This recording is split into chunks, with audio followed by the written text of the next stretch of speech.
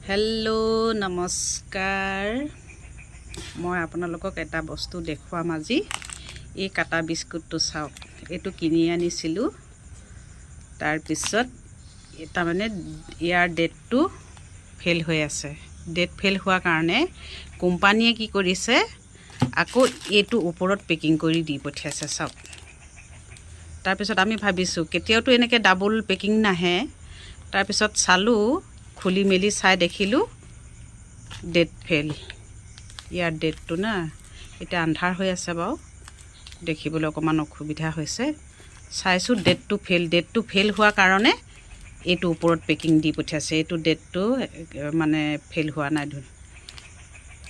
Company মানুহে কিমান কি কৰি আছে দেখিছানে? মানুহক কেনেকুৱা বস্তু খুৱাই আছে, আমি ধৰিব নোৱাৰোঁ। যিকোনো বস্তু আমি তেনেকেই খাই দিওঁ। সেইকাৰণে আজিকালি বেমাৰ আজাৰ ইমান বেছি হৈছে। ইমানটো কৰিব নালাগে। এয়া চাওক, এইটো তলত আছে, এইটো ওপৰত আছে। এইটো ডেটটো মানে ঠিকেই আছে, ইয়াৰ ডেট নাই। আপোনালোকে চাওক, এনেকুৱা কাৰবাৰ কৰি পিনে বিক্ৰী কৰি আছে কোম্পানীবিলাকে। আপোনালোকে ভিডিঅ'টো পাৰিলে শ্বেয়াৰ কৰি দিব। Thank U.